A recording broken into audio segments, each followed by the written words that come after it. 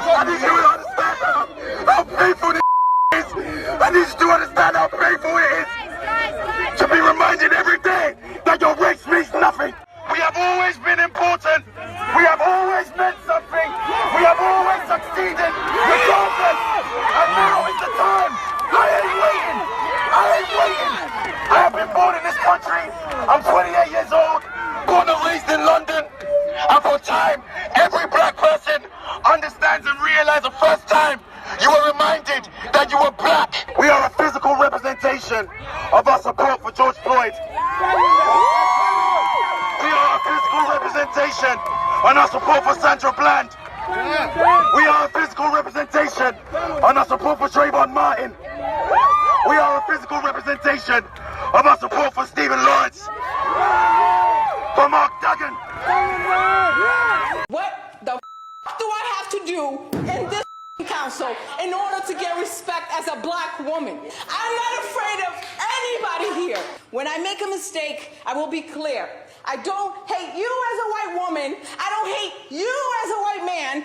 I am sick and tired of this body so stupidly racially divided, so afraid, so depraved. People with no faith because they are afraid of they're losing their advancement.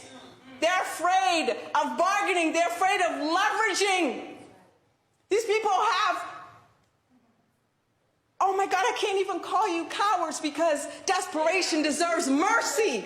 Here's a redistricting. Fine, we give it to a white woman. Can we all get along?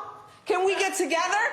Can we love each other now? Can we make sure that black and brown babies don't die? Can we make sure that cops don't kill before people are proven innocent? Can we do that?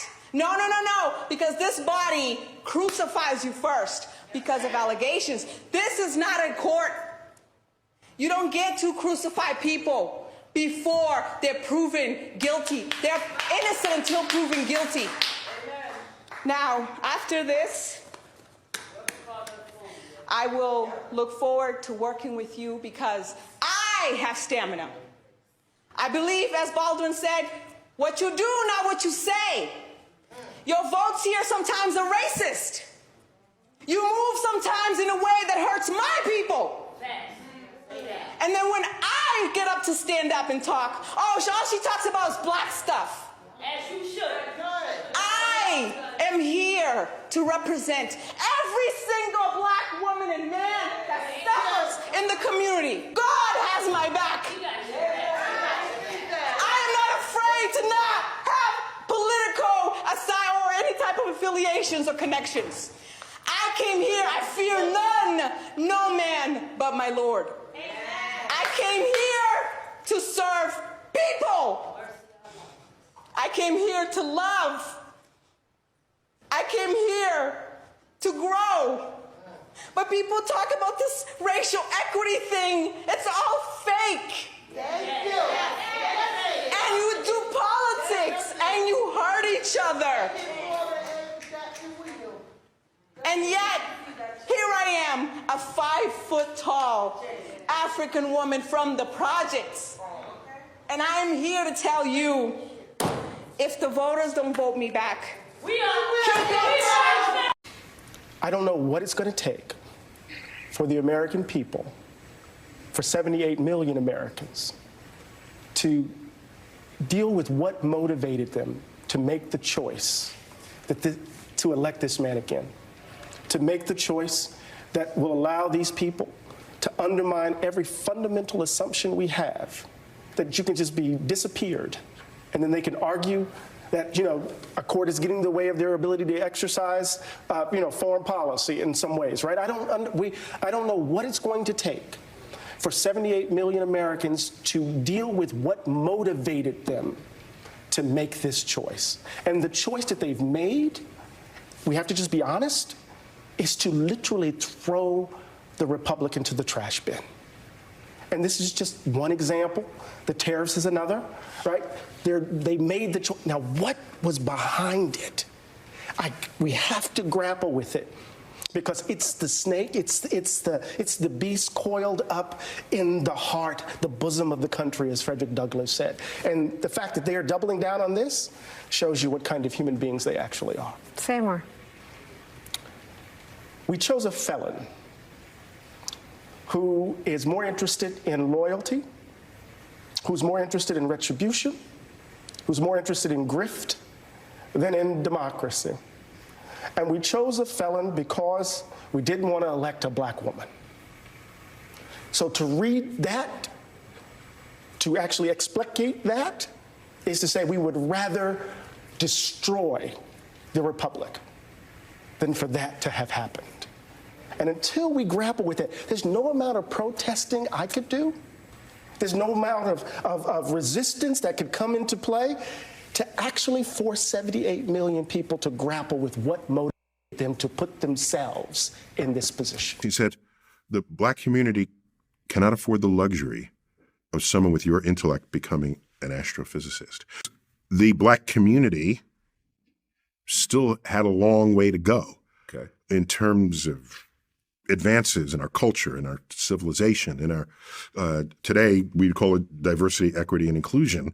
I came to that realization after I went home because the interview was pre-recorded. It must be, if you have a black person on being interviewed, it's because they're an entertainer and you want to find out their next gig, or it's an athlete, you want to find out, or it's a preacher talking about inner city economic opportunity.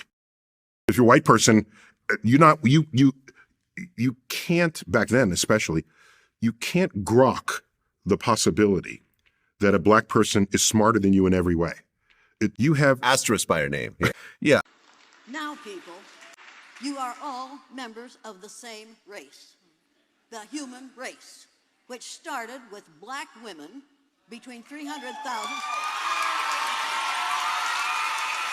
White folks, you don't like it, but all you are is faded blacks. That's the way it is.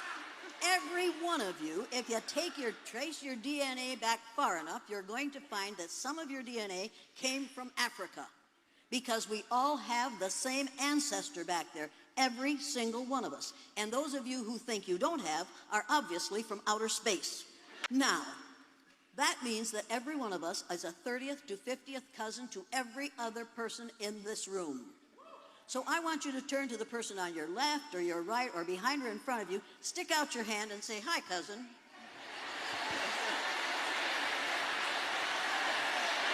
Now, will every person in this room who considers himself or herself a biracial person stand? Don't you stand. Don't you stand. People, we have to get rid of the language of racism. Words are important, people.